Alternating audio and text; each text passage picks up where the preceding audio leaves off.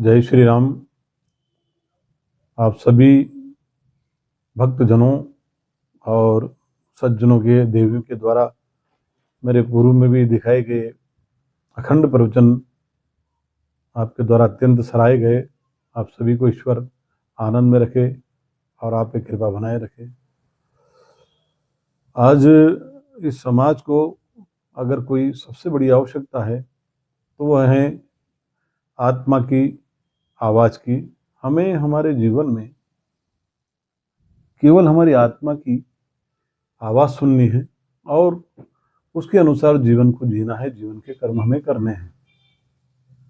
आप सब लोग नित्य प्रतिदिन अपने दैनिक कार्यों में व्यस्त रहते हो और कहीं सत्संग में जाने का अवसर मिलता है तो सत्संग में जाते हो और वहाँ पर आप कुछ जीवन की बातें, कुछ आत्मा की बातें, कुछ परमात्मा की बातें जो कोई भी हम वहाँ समझ पाते हैं, सीख पाते हैं, उसको ग्रहण करते हैं।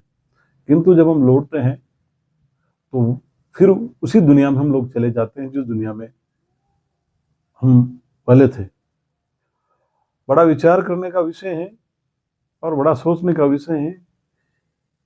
मैं हमेशा मेरे वचनों में एक बात कहता हूँ कि जीवन सबसे प्रथम है और आत्मा परमात्मा ये सब उस ब्रह्मांड के निरंकार रूप हैं जिन्हें हम न तो समझ सकते हैं, न ही जिनके बारे में हम जान पाते हैं और नहीं जान पाएंगे कभी, क्योंकि अखिल ब्रह्मांड एक ऐसी शक्ति के वशीभूत हैं, एक ऐसी विद्या के वशीभूत हैं जहाँ पर मनुष्य का पहुँचना बिल्कुल नामुमकिन है।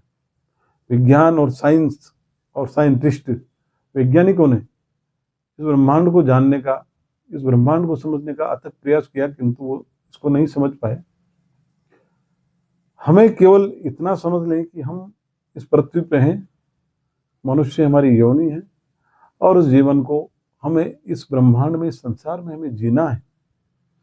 और इतना ही समझना हमारे लिए, हमारे जीवन के लिए, हमारे परिवार के लिए आनंद का विषय है।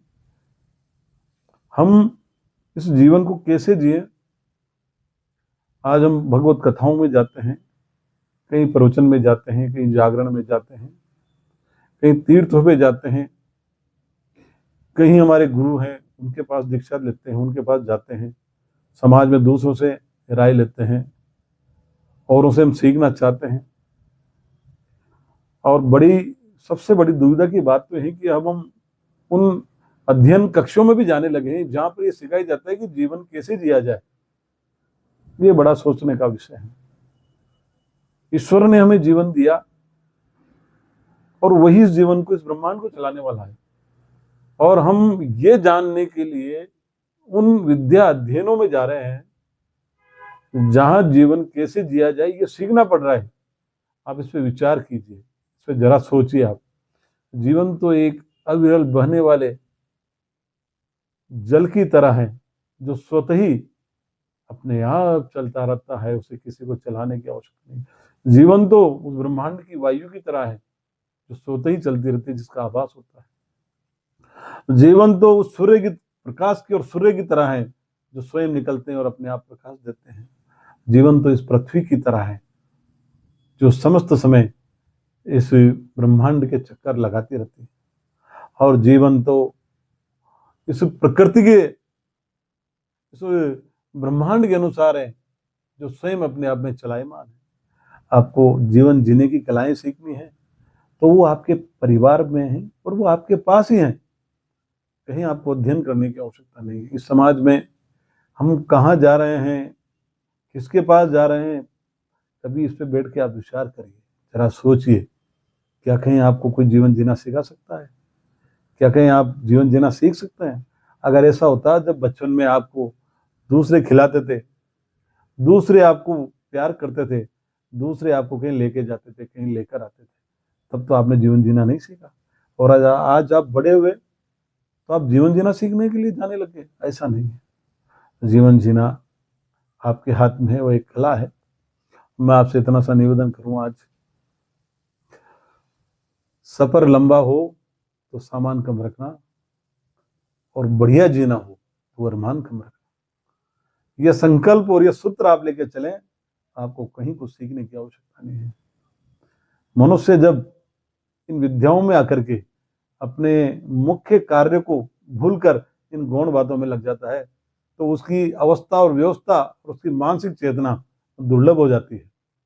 उस दुर्लभता के कारण वो कहीं ना कहीं सहारा ढूंढने लग जाता है, कहीं ना कहीं विश्वास ढूंढने लग जाता है।